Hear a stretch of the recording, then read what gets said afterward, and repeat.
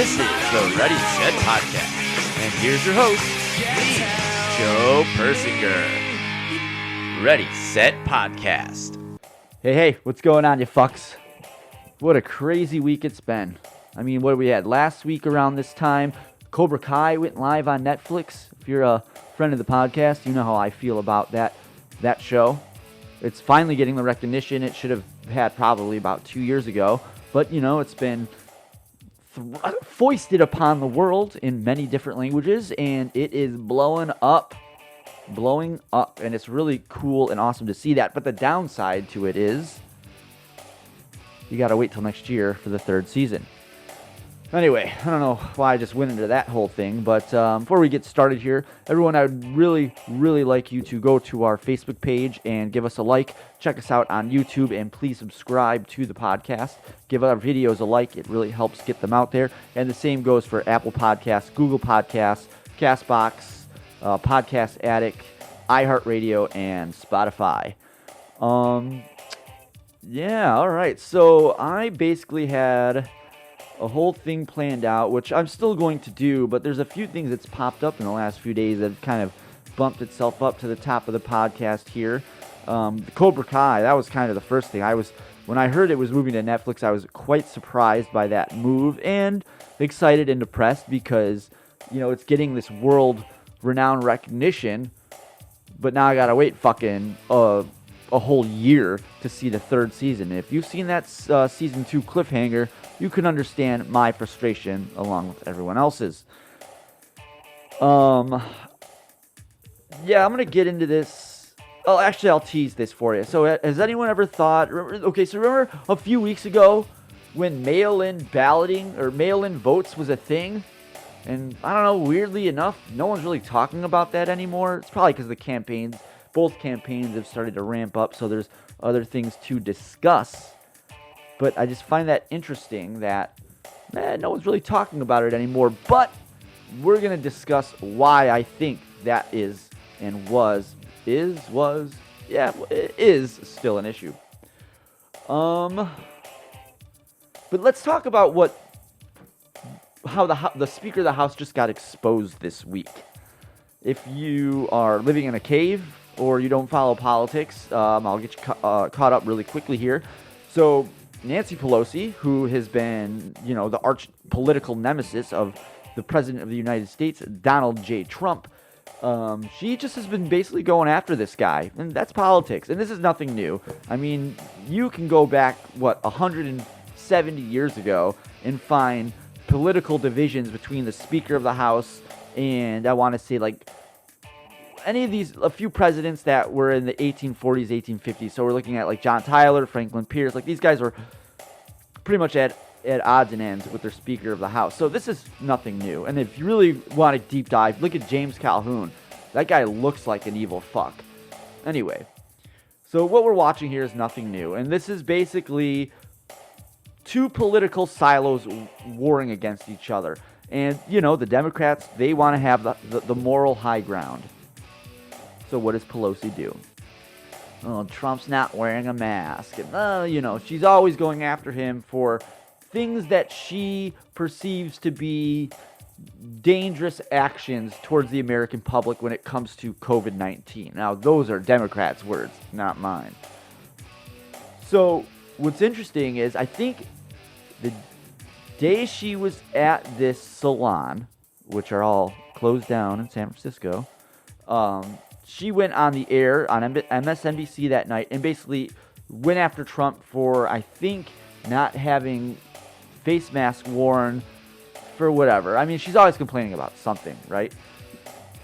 But what's interesting is this security footage comes out a day or two later, leaked to Fox News, that Nancy Pelosi went into a salon in San Francisco and wasn't wearing a face mask. Well, that's weird. I thought she's the one, calling people irresponsible for not wearing face masks. And then when she thinks no one's looking, she's not wearing a face mask. This, my friends, is the definition of pissing on my shoes and telling me it's raining. Or, my favorite one, let me back up from the mic here, is rules for thee, but not for me. Actually, Nubs, how do you feel about this? Let's get Nubs involved in this one.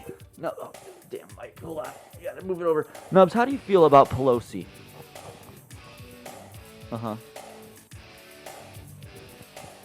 That's all you got? Okay. All right, well, Nubs doesn't really have much on the subject. She reads a lot of BuzzFeed. That's probably why. Anyway, and by no means am I trying to say that Nubbies is a proxy for Nicole. That is not what's being communicated here whatsoever. So, the fallout of this little salon fiasco or salon gate, which again I don't understand. Was Watergate really that big of a deal where every fucking conspiracy now has to have the word gate added to it? This thing's 50 fucking years old. Let's find something else to attach to scandals in our society. Jesus Christ. I mean, I didn't even think they referred to something that happened in the 1870s with Ulysses S. Grant, and it's referred to as Whiskey-gate. Watergate hadn't even happened yet. Anyway, where was I here? Okay, so the next day after the fallout of this happens, actually, let me say this. Wouldn't it be $1 million to be a fly on the wall when Nancy Pelosi gets the news that the salon owner leaked this video footage to Fox News? Oh, how great would it be to watch the look on her face? I would love to be there. But anyway, so what does Nancy Pelosi do? Instead of going out and be like, look, I fucked up. I made a bad decision. I'm a leader. I should lead by example. I didn't do that. I failed. My bad. No, she doesn't do that. I mean, playing it fair, it's not like Republicans are any better. That's not what I'm trying to say. My point here is these establishment politicians, they just refuse to accept responsibility like a teenager with his parents' credit card. So what does she do? She claims, well, she does apologize technically, but she apologizes for being set up. Apologizes for being set up.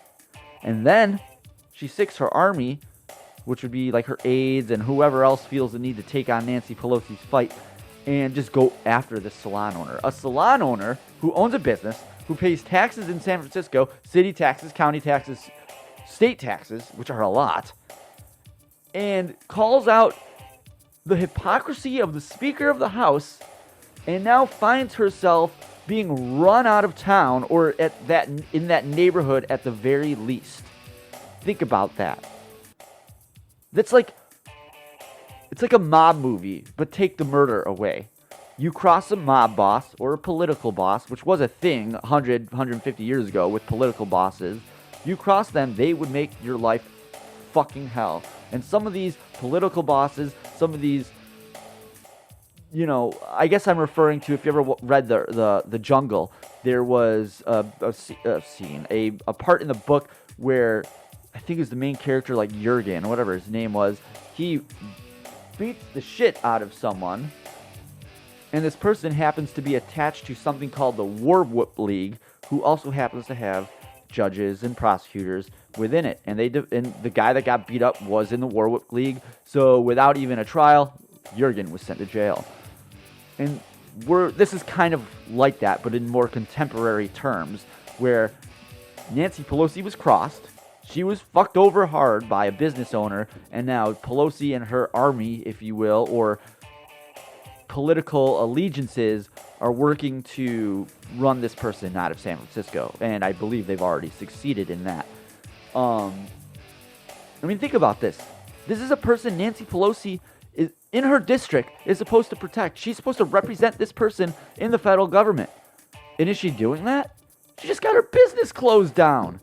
Some great leadership. And I love someone to show me an example of Trump doing that. Set up. Do you know who says that? It's like, you ever seen a guilty person who's just been caught literally with their hand in the cookie jar, and the only thing they can muster in their defense is, I was set up! It's a setup! It's like conspiracy theory stuff. Anyway, all right, let's get this show on the road. All right. I think I'm probably a little late to do the Are You Ready thing, huh? All right, well, we'll just skip that this week. Moving on. This I probably should skip over. I'll probably just kind of touch on it really quickly. I would be remiss not to mention it because we've been following this since the inception of the podcast. And that would be, again, this is old news. Lori Loughlin and her husband are sentenced to 2 months and 5 months, respectively. Well, was that fair? Was justice served? I mean, Target shirt guy is going to have to do 5 months.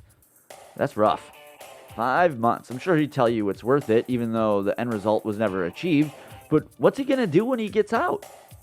I mean, is he going to start like living his life like some hardened criminal? Is he going to go to Target, ironically, and buy like, wouldn't it be funny if he ends up buying like a Calvin Klein white t-shirt, pack of cigarettes, rolls them up in there.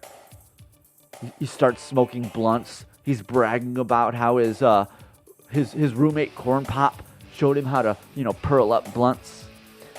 Yeah, I know. I'm trying here. All right, so let's get to the other big thing here, and that is at the beginning of, I don't even know, it's been so long, but Kenosha's burning to the ground. And I know Kenosha because I used to live in Chicago, well, the suburbs. And actually, a funny story about Kenosha is we used to always drive up there to, what was it called? It was basically like a porn shop and a head shop. And I remember something Supreme. That's what's in my head. I don't know if that's right though. So I remember the first time we drove up there, we fucking pull up into this thing. It looks like a purple house. It looks like a porno house, like just a straight porn where you buy porn. This is at least 2001. And I refused to walk in. I don't know why. I was such a fucking idiot. But you walk in and there's porn, glass dildos, magazines, blow up dolls. But on the other side, there's bongs and pipes and all that. So I guess it's a one-stop shop. And that's kind of my little familiarity with Kenosha. And just in all fairness, though, this little smoke shop, head shop, porn shop was off by the highway, so I don't even know if it's probably considered Kenosha, but is it really Kenosha? I don't know. I don't live there. Anyway, we'll get to what happened, but I'm just kind of viewing this from a macro perspective right now. So let's start there. So outside of the horrendous George Floyd murder, we're seeing a disturbing trend of the public accusing police of murder, brutality, and when these suspects, victims, are engaging in some questionable behavior. And that's Ready Set Podcast on Twitter in care of Joe Persinger at 420 Chicago Avenue. Nuh-uh. I'm not taking your emails on this one, but you can send them away. But Joe, what do you mean, questionable behavior? It's mind-boggling to think that there's this group of people, mostly young and dumb people, I know I have a sister that's that age, that are coming to these conclusions with limited video evidence and information and intelligence. But let's go to the beginning where this all started. And I'm not talking about George Floyd, because what I find ironic about George Floyd is there was basically all around the board agreement that was fucked up. And still, the left gets what they want, where the right side is saying, hey, we agree with you. And they're like, no, you're racist. So that tells you that this isn't about what they're making it about to be. This is just about creating opposition to whatever. But anyway, we're going to go to Atlanta, because that seems, George Floyd kind of got things ramped up, and then Atlanta seemed to take it to kind of another level. And we all know the story. Was he shot in the back? Yes. Was he committing a crime? Multiple felonies, actually. Resisting arrest. Assault on a police officer, driving drunk. Okay, so he was in a Wendy's drive-thru, but let's say he wasn't asleep in the drive-thru, gets his food. If he already fell asleep, what's stopping him from falling asleep while operating that motorized vehicle and then killing someone? Does that change the calculus? I remember living in a society once where if you operate a motorized vehicle for whatever reason, it's considered irresponsible behavior and it's punishable. Fine, loss of driving privileges, you name it. But all of a sudden, we're changing the calculus here. It's almost as if we're trying to do it to fit a narrative. Weird, huh? So why did they shoot? That's kind of what the overall question here is. Well, I'm going to answer that fucking question for you. The video shows him pointing a taser at 2 cops who are pursuing him. So what are the cops supposed to do? Wait for him to fire the taser? Which they did. I mean, there's reports that are back and forth about if the taser was loaded or not. But, as we covered last week, a taser is considered a deadly weapon by the left. Now all of a sudden it's not. But he pointed a weapon, nonetheless if it's lethal or not, at 2 cops while running. And those cops are responsible because, they would like to go home to their families too, and making a split-second decision on what's going on. How do they know he didn't just pull one out of his pocket? Or, again, that's probably not accurate to say, not fair to say. But when you're making life and death decisions, you don't have time to be like, well, I should probably wait for him to fire the gun to see if that's a gun before I defend myself. And this is where the disconnect begins. The left. But a taser isn't a deadly weapon. Does anyone remember the old famous quote? Don't tase me, bro. Anyone remember this? I mean, just like I said earlier, what happened to this narrative? Long ago in the Obama era, there was this issue plaguing police departments. Tasers, if used incorrectly, can kill someone. And that was what everyone was hearing. I remember being on that side of the activism, if you will. And there were cases of this making its way into the mainstream media where people were being tased, and you can argue mistakes happen, it's deadly force, excessive force, whatever the case may be. People were dying at the behest of these tasers. Did I use that word right? Well, hold on, let's look this up. I'll make sure I'm smart here. Define behest. I think I got that right. Anyway. So, excuse me. So this is what I find so interesting. These cases were making it into the mainstream media, and they were being talked about, and it was kind of being considered that, tasers are kind of a little deadly, and that might be excessive force. But after this shooting in Atlanta, all of a sudden tasers were no longer considered deadly weapons. Funny how that works out. And then all of a sudden, a taser is no longer considered a deadly weapon. And the goalposts move again. So that was in, mid-June? For the next 8 weeks after that, crime rates in major U.S. cities start skyrocketing. In New York City, in Atlanta. For Atlanta, for example, from June 12th to July 11th, the city had 17 murders, a 240% jump from the 5 recorded the year before. And you're going to tell me that's not related to anything? People just started shooting people? In that same period, in 2019, there were 7 shootings and 8 victims. In that same period this year, there's 15 shootings, 32 victims. So clearly all of this crime is skyrocketing right now. Crime is on the rise. And now you go 8 weeks later, this situation in Kenosha happens, and looting takes hold in Chicago. Now actually, let me back up here. So this is before Kenosha, if I'm remembering correctly, because I remember about a month ago, and this is before the Kenosha thing, I forgot that guy's name. He's like Jacob Blake or something like that. Got shot 7 times in the back. Chicago started getting looting. Chicago was looted over a false narrative story being pushed in the streets by, I assume, Black Lives Matters organizers.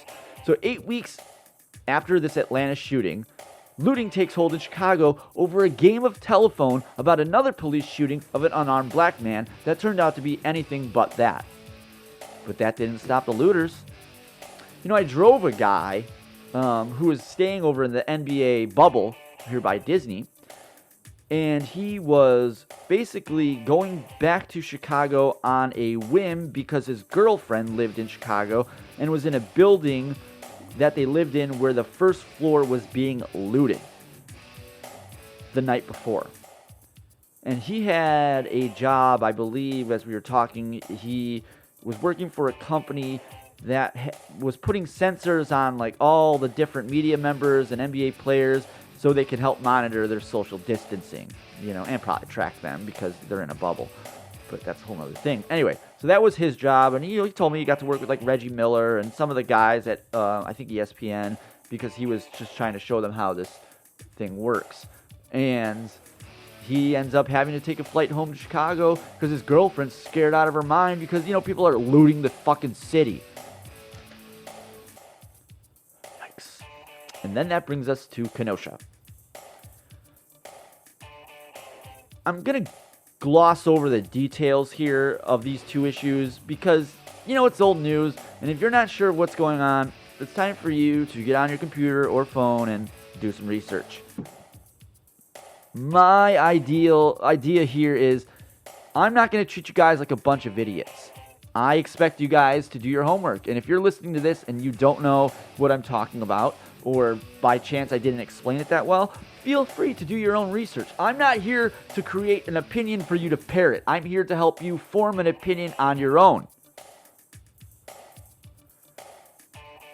So, like I said, if you need to update yourself on any of these shootings or anything, do your own homework and come back to the podcast. I probably just lost a listener for that one, but whatever. I expect you to do your homework. I'm not going to do it for you.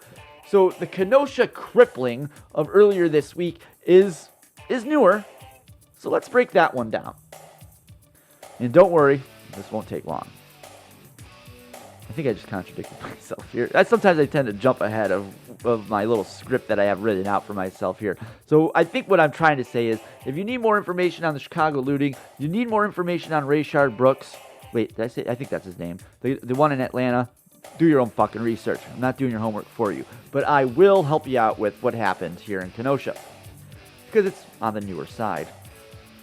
So the Kenosha police are called to a residence over a disturbance. A man possibly wanted for a felony is attempting to take someone's keys. And I believe it has also come out that the reason they were called is this man, Jacob Blake, walked into whoever this person's house was, ex-girlfriend, girlfriend, this lady he knows, and stuck his fingers inside of her. Thus, that's the police being called.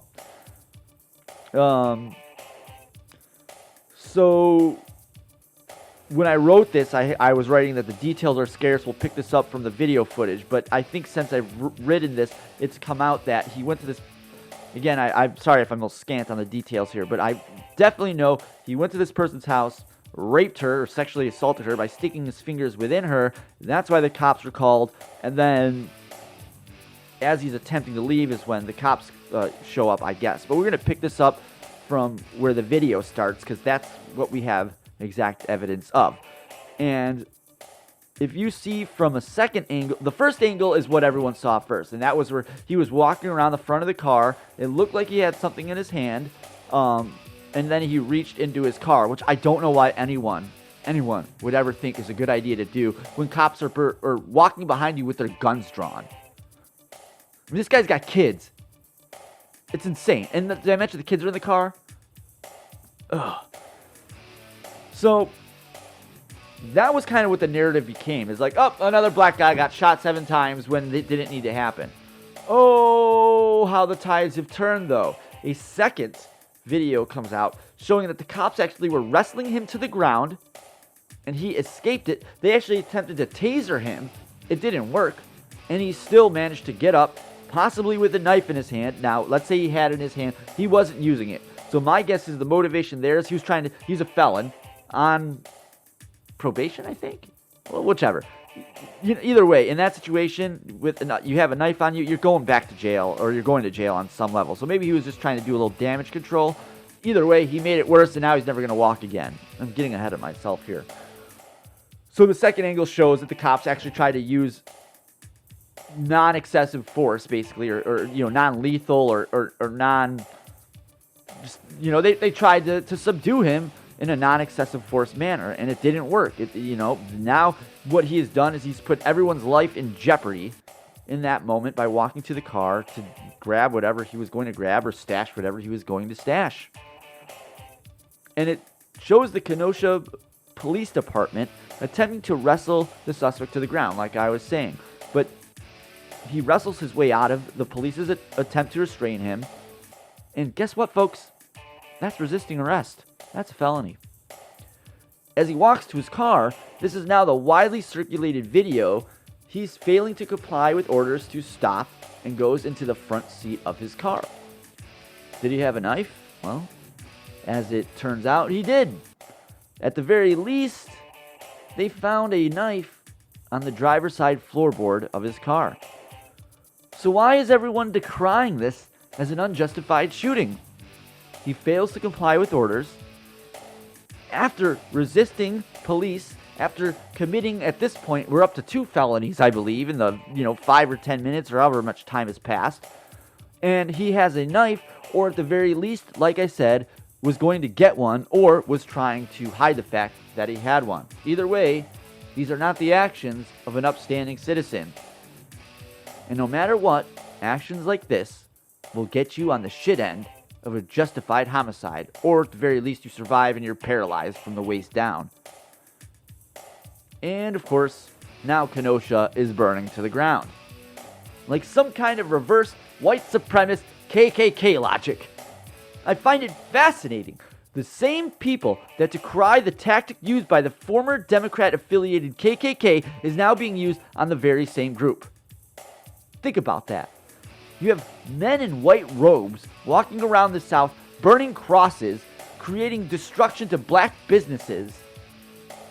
And then you fast forward, 150 years later? Well, I mean, I'm going from actually, that's wrong, because 1870s was the Reconstruction era, and a lot of that didn't end till, I believe it was 1876, when Rutherford B. Hayes basically traded the presidency to remove federal troops out of the South, thus the ending of the Reconstruction era and entering Jim Crow. So yeah, I would probably say, racism has been a thing in the South for a while, and the KKK was a thing for the South in a while. So I'd say 100, and the amount of time I gave was probably a little bit over the top, but that's going back to the beginning. But either way, they're still using a tactic that these people they refer to as Nazis now, that's a whole nother thing, because Nazis were basically socialists. I don't know. I mean, it's the fight fire with fire. It's the fight fire with fire routine. But let's say some of these people that were around when the KKK was terrorizing them. Do you think they'd be like, you know what, this is the way to deal with the problem? I don't think that's the case. And I highly doubt fighting perceived racism with domestic terrorist tactics isn't the best way to push your message forward. That was page 5, wasn't it? Yeah. And the byproduct of defunding the police, letting rioters riot, and pulling police back has resulted in the death of Americans. Someone in Portland just died. A Black Lives Matter person shot a Trump supporter in the streets of Portland. I mean, do the research.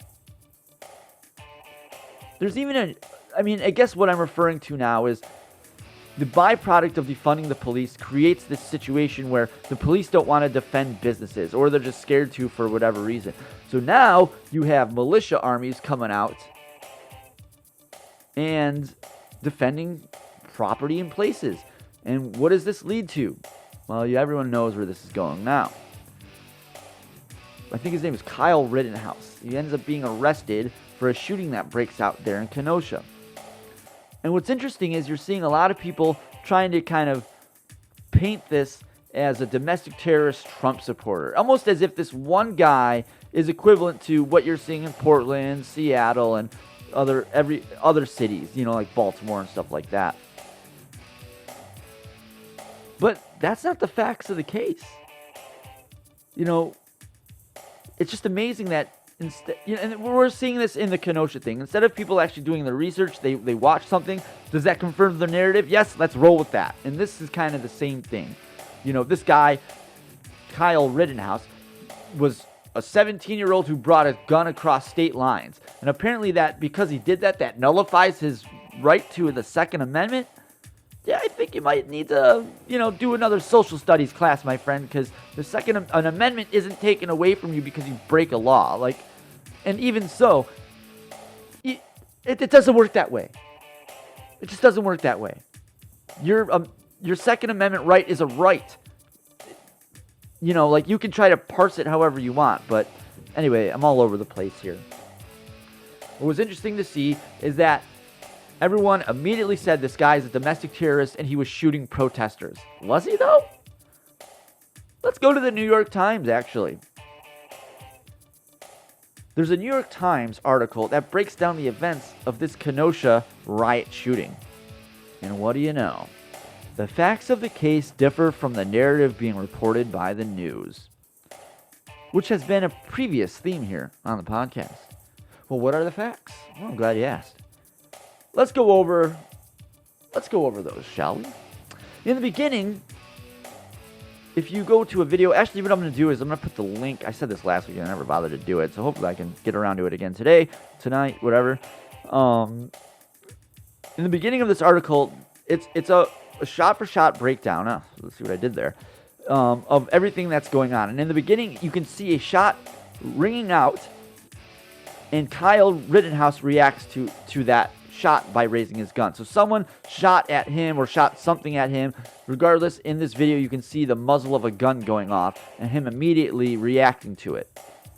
At some point, after that first initial gunshot, someone starts yelling at the shooter who hasn't even fired yet. The man who is yelling then lunges for the gun, which witnesses confirm he was trying to take said gun. And guess what? He was shot. This is where all hell starts to break loose. On the video, you can see the shooter on the phone with police, and it was reported that after he made that initial shot, he called the police to let them know what was going on, that, hey, I had just killed someone. As he attempts to turn himself in, how is this the working of the evildoer? I'll wait.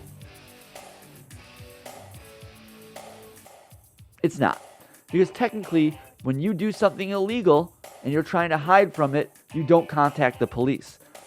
This man shot someone and immediately called the police. Does that sound... I mean, let me ask you something. How many times has a school shooter shot a school up, shot a church up, immediately picked up the phone, called police, and said, come and get me? I mean, if that did happen, I bet I would be more than happy to bet that shooter started shooting at the cops. And that's not the case here. So as the shooter is walking down the street, he's called out by the crowd. Hey, that's the shooter, that's the guy. And at numerous points was attacked while he was trying to run to the police. So here you have someone trying to remove himself from a hostile situation and is now being chased by the mob. As he's running away from the crowd to the cops, one person walks up to him and punches him in the head, knocking his hat off. He then kind of trips over himself and falls to the ground, and then is attacked with a skateboard and is also being disarmed as he attempts to defend the blow. So I forgot that, I don't really care for the name of this soy boy leftist who tried to go after someone holding a gun with a skateboard. But what do you think happened? You're attacking a guy with a skateboard, and then you're trying to take his gun away from him while a mob is attacking behind you. That guy got shot in the chest, and he's dead. And then what happens? He's on the ground, and he gets rushed by two people. One is shot in the chest. There's your second victim. Well, third overall. And the other one is shot in the arm. And it's actually, if you watch this video, it's kind of disgusting. But he gets shot right in the bicep. I mean, this guy could have killed him. I'm wondering, I mean, you'll never know this, but either that guy saved his life or, he didn't miss. Whichever. I mean, all he had to do was move that muzzle over to the right, the guy's dead. Instead, he pulverized his bicep. I mean, you can watch the muscle just evaporate. Ugh. But I mean, not like that guy's got anything to worry about, because I doubt he's lifting weights. But what's also interesting is the guy who was shot in the arm also had a gun. Don't think that was reported. So what the media is trying to tell you right now is that if someone approaches you and tries to take your gun and hit you with this skateboard after being punched in the head, you don't have a right to shoot. You don't have a right to defend yourself. If someone approaches you with a gun, you don't have a right to defend yourself. I mean, at least they're consistent. At least they're inconsistently consistent. I mean, they basically want you, the person who is going to shoot or who feels like is in fear of their life, to wait for the other guy to react before you make a reaction. You know, it's funny. I'd really like to see the media police a town for a day.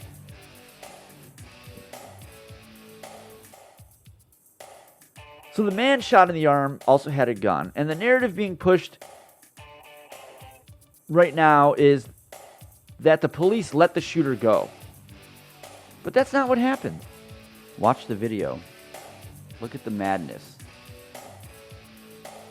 There were no police there to witness what happened. This is why you need a police presence. If there was a police presence, do you think, any of that would have happened? Do you think someone would have lunged at the gun? Do you think someone would have randomly shot at Rittenhouse? This is why you need a police presence. Classic liberal leftist Democrats, they talk out of both sides of their mouth. So they drove past this kid as he attempted to surrender to the police. Like, if you watch the video, you can see him walking towards this caravan of cherries and berries lighting up the neighborhood. And he's got his arms up, and they just drive right past them. But can you blame him?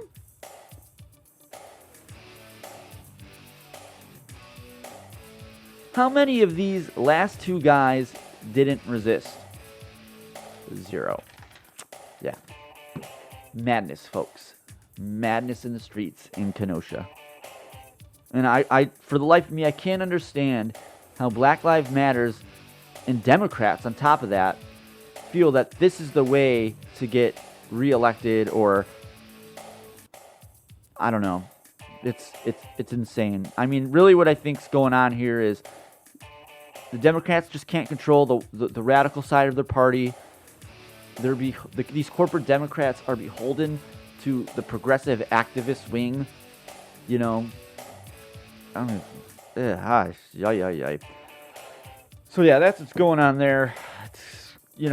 It's what we call this a culture clash a few weeks ago or last week. I mean, this has gone from a culture clash to a culture war to a culture revolution. That's what's going on. We're in the midst of a cultural revolution. But anyway, we'll talk more about that one later. Let's get to some quick hits here. So the RNC had an excellent presentation, theme, and message that, sucked, or that, what did it say?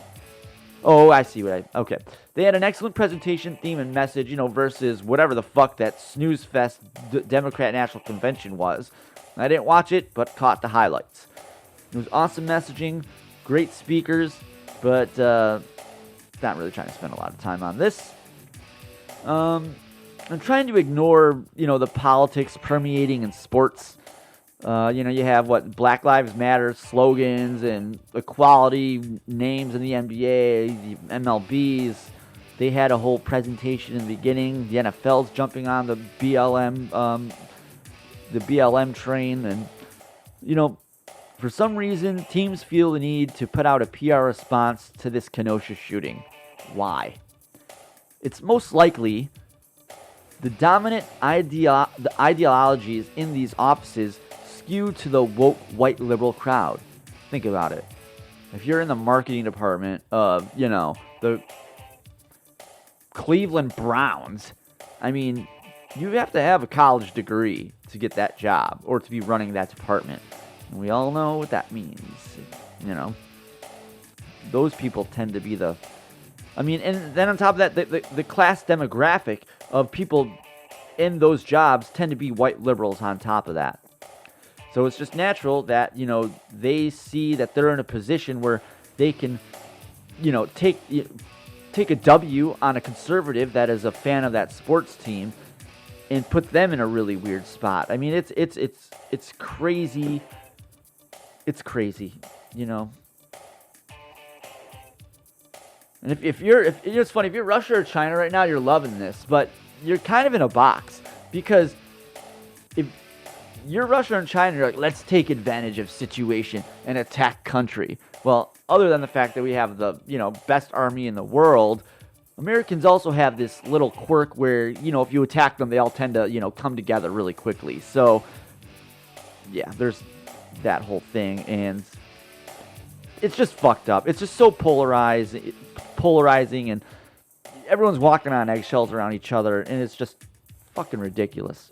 Anyway, so here we are. The NBA is on...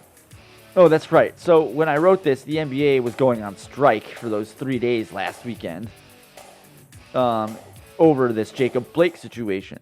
So what happened was, I think a few MLB players sat out that day. The NBA basically just went on hiatus or strike for some reason.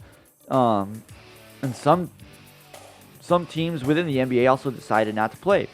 There was even a story that a general manager was overheard saying that he was being pressured by Major League Baseball Commissioner Rob Manfred to postpone the game. What the fuck? Think about that. They're not doing it because they think it's right. They're doing it for PR. This is like Nabisco taking Oreos and sticking a rainbow flag on it. Not much difference there. You're all being bamboozled, you fucks. If you really think Major League Baseball, the NBA, any of these people give a fuck about your political affiliations, you're being bam-fucking-boozled. They don't. The only thing they fucking care about is money. And who has money? All you fucks that are in Black Lives Matter, they need to sell to you too. And they honestly know that people on the other side are still going to come back to them no matter what, because there aren't any other sports anywhere else. Trust me, someone in rural Alabama is not going to be watching the Korean Baseball League. So they know that they can pander to the white liberal crowd and still kind of keep a majority of that conservative base that watches their sport. And you're seeing that right here with this. I mean, everyone knows baseball airs more towards the conservative side of it, the fan-wise. Even the baseball players themselves tend to be a little bit, I say conservative, I don't mean, super religious and all that. I just mean a moderate right, center of right, if you will. And you have a GM saying that the commissioner of Major League Baseball is putting pressure on him to cancel the game. So it looks like they're appeasing the crowd. It's fucking insane. So what's going on in Major League Baseball? I don't think I'm going too far on a limb here, but would this behavior be tolerated if the stands were full? Think about it. If you showed up to a baseball game and they told you the game was canceled because players are striking over the death of a non-compliant black man, I think you're going to have a lot of beer bombs heading over to the field. And I don't think the owners would be okay with this either. See, here, and this is going back to my overall point. Here, the owners have a perfect way to shoot two birds with one stone. There's no one in the stands, so they don't have to worry about fans freaking out, and beer bombs, and rioting, and looting, which I think is kind of ironic. I picked those two terms there. It's a win-win. They don't have to worry about the crowd. They've already lost the ticket sales, so fuck it. Let them play a doubleheader. But let's remove the owners. We know, they are okay with this because the baseball cathedrals are empty. But how would a full stadium of fans, let alone an entire fan base, react to that? If these sports franchises want to isolate blocks of their fan base to get a political point across, well, there's going to be a lot of soy boys who can't play sports not watching them. Now, the NFL's around the corner. Go Bucks. Yes, that's right. I think the Bears just said they're going to make Mitchell Trubisky their starter. Yeah, that was me dropping my script. Yeah, Mitchell Trubisky, the guy that overthrows everything and anything to his receivers. I mean, that guy couldn't throw a ball into Lake Michigan blindfolded. And let me put this, if he was standing in Lake Michigan, he still couldn't make an accurate throw. Now, the Cubs are still in first place. Yu Darvish's looking great. This guy's throwing pills, darts. Alex Mills had a great few first starts, but his last two have not been that great. They're hitting. I mean, I will say the Cubs are definitely a home run hitting machine. They're still doing those clutch hitting. I can't even fucking talk today. They're clutch hitting in good spots. And this is where I was all ready to get out of here, but we have one story left. So we already kind of talked about, Nancy Pelosi and getting her hair blown out and how she's just a big fucking hypocrite. But let's talk about one more thing. A possible Pelosi presidency. Does anyone remember COVID-19? Does anyone remember Trump being impeached? Yeah, I forgot about that too.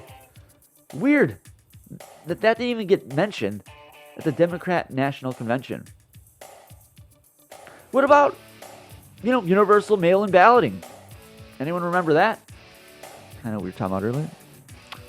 Since the two conventions have taken place, that story and conspiracy theory has gone to the wayside.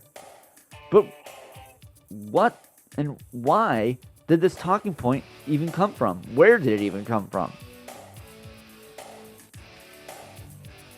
Let's attack those three pillars of who. Oh, that's right. I'm sorry. But who, what, and why is what we're talking about. So we're going to attack those three pillars of who, what, and why. Let's start with the what. Now, bear with me here, but we all know universal mail-in ballots will muddy the system. There's ballot harvesting. I don't know if you guys noticed, but in California in 2018, in November, there were north of 10 Republican districts that got flipped into Democrats districts. And I think all this happened after the fact of the election. Why? Because of ballot harvesting. And what that is Democrat operatives going around said district and basically saying, hey, do you have your ballot for mail-in voting?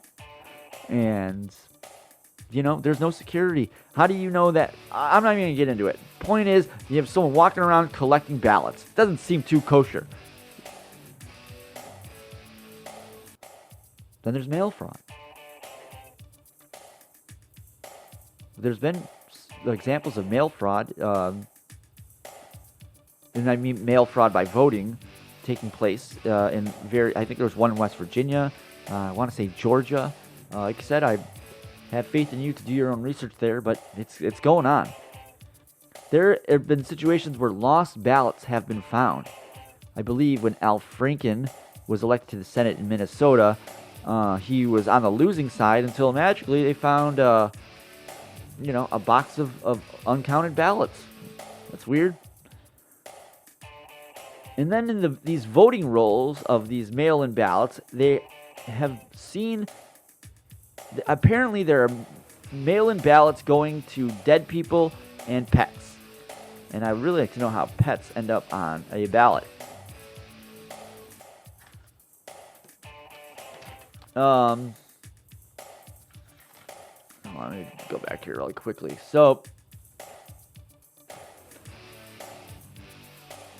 you could see that this is going to be kind of a problem. It's really more the fact that Americans have kind of become accustomed to knowing who their leader is going to be within the same day of voting taking place.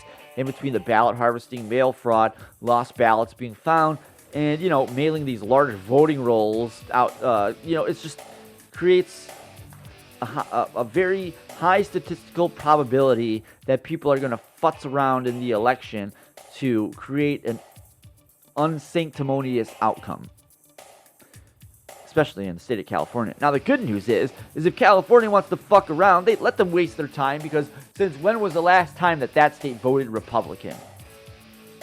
I mean, you have almost 20 million illegal Mexicans in there, and I'm sure 95% of those people are probably voting on some level.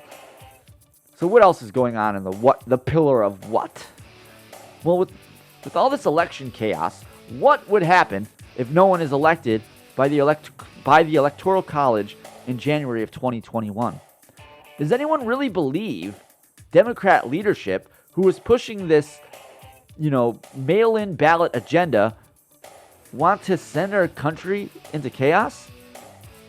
Because come Inauguration Day, if Biden or Trump isn't voted in by the Electoral College, we will have a new president. And it's not going to be Mike Pence. And it's not going to be Kamala Harris. Well, why? Let's explore that pillar. The pillar of why.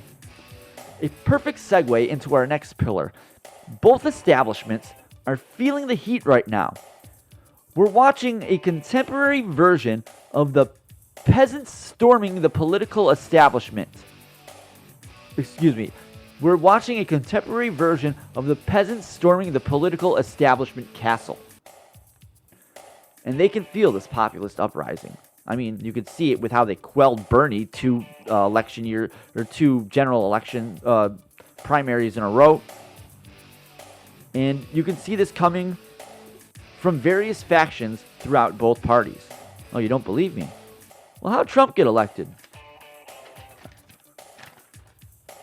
The establishment needs a way out, a trap door, if you will. How can they get their person in there? Because we got to remember, the establishment side, corporate Democrats and corporate Republicans, they're basically the same party.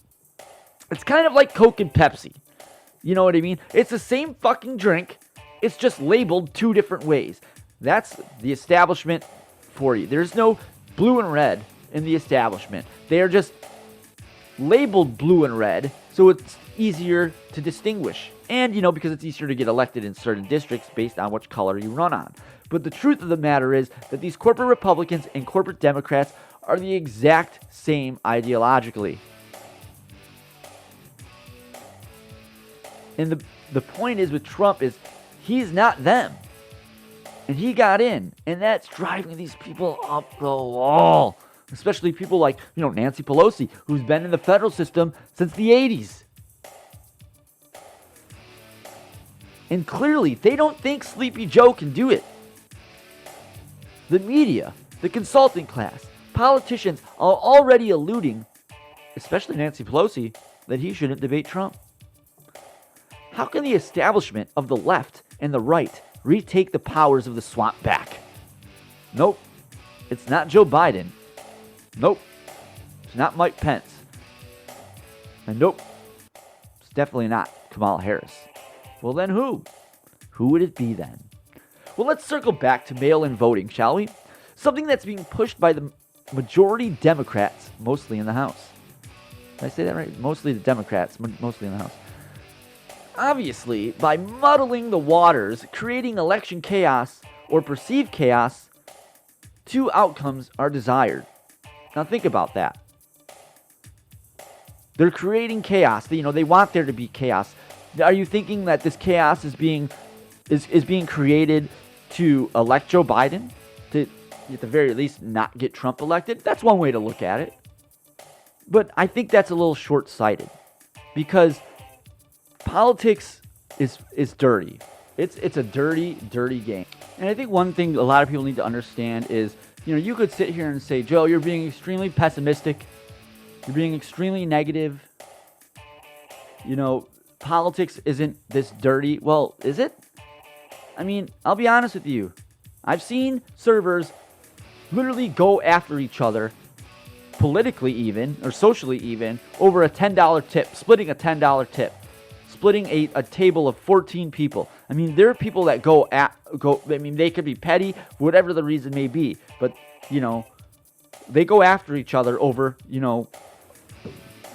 tables of people. And really what you think about, it's not the people, it's not the tables, it's the monetary benefit from waiting on those tables. But you also see this in other situations where people go out to eat in restaurants. Have you ever sat at a table with 8 people and tried to come up with an appetizer for 8 people? You get 8 different suggestions. And anyway, my point here is when it comes to money, people's well-being, they will cut your knees off the first chance they get if it gets them somewhere ahead of you. Now, not everyone is like that, but I guarantee you, if you could see everyone's true colors, you discover that is the majority of them. And politics is dirty shit, man. I mean, think about it. You have all these baby boomers and Gen Xers fighting for the highest office in the planet, in the solar system even. I mean, in our known universe, in this part of the Milky Way, there is nothing higher, nothing more powerful than the office of the presidency. think about that. Rocks can't govern themselves. So if you want power in this, near galaxy, if you want the highest power of any species known in this 5, 6, 7, 8 year, 9 year radius around us, this is the office. And if you don't think people are going to be petty, dirty, lying and cheating and scratching and kicking their way into this office, well, I got a bridge in Brooklyn I'd like to fucking sell you. So, how can the establishment, left and right, and take this all back? And who would this be? Well, like I said, let's circle back to the mail-in voting. So we have two outcomes that are desired here. The second one is Joe Biden is elected, and it's weekend at Joe's until his first gaffe. And then he makes a gaffe. He says he's going to put you all back in chains. I mean, he'll probably look at someone the wrong way, and they'll tell him, Joe, it's time to resign and give Kamala the office. Now, the preferred outcome here by the establishment is neither nominee is elected. And does anyone know what happens? The Electoral College doesn't have either of the nominees elected by January 17th. That is right. Nancy Pelosi, the Speaker of the House, would become the president. So which would kill 3 birds, 4 if you count Nancy's self-interest, with one stone. And you got to think about that. I mean, I bet you're probably seeing that right now. You're like, Joe, why would Nancy Pelosi want to be president? Well, let me ask you something. Have you ever had a job for 35 fucking years? You've just been toiling in the same loop for a while, like Nancy Pelosi, representative. She's kind of gained power over those 20 years. She was Speaker of the House in 2006, but then was promptly voted out when they all lost the House. But guess what? She's Speaker of the House again. So clearly she's got a thirst for power. And if you don't think that someone that's in her, I think she's in her 80s, she's 83. So she knows, I'm on my last leg. And someone like that would probably want to, so this is what you have to understand. Even if Nancy Pelosi is elevated to the presidency, it's only going to be temporarily. And how that would work is the House of Representatives would have to elect the next president. And no, not the federal House of Representatives, because that would be a Biden victory. Or maybe they write in Pelosi. I don't know the rules exactly. But it's the legislators of each state. So I believe 28 state legislators are Republican, 22 are Democrat. So clearly the Republicans have the majority there. Trump would get reelected.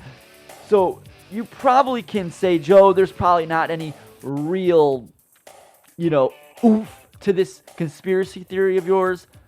But, I don't really know if that's entirely true, because going back to what I was just saying, if you're Nancy Pelosi, you've been in the system for 35 years, you only got to taste the speakership for 4?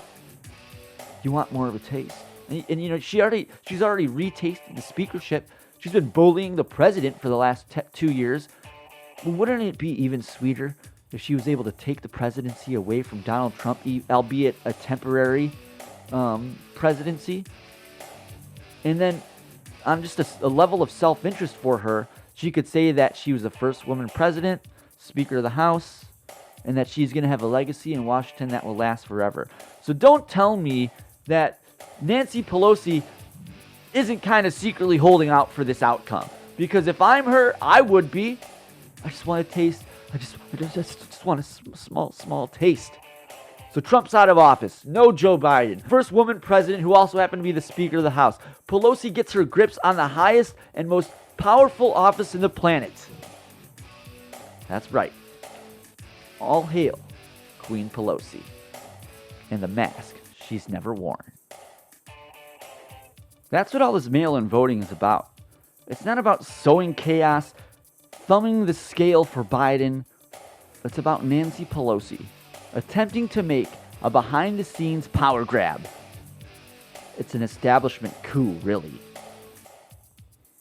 Be careful what you wish for, folks, because you just might get it. And that's going to do it for us this week. Thanks for listening to Ready, Set Podcast. Please give us a like on our Facebook page. We're on Apple Podcasts, Spreaker, YouTube, Google Podcasts, Apple Podcasts, I think I said that already, Spotify, and iHeartRadio. This is your one-stop shop, current events and politics podcast. If society's a joke, then we're just here for the first set. Thanks for listening. Please support the podcast. Give us a like on Facebook. Subscribe to us on YouTube. Make sure you smash that bell button. Give us a like and comment on the podcast. Please, thank you, and we'll see you next week, you fucks. Thanks for listening to the Ready Set Podcast. Check us out next week, and don't forget to follow us on Twitter and look for us on our YouTube channel. Ready Set Podcast.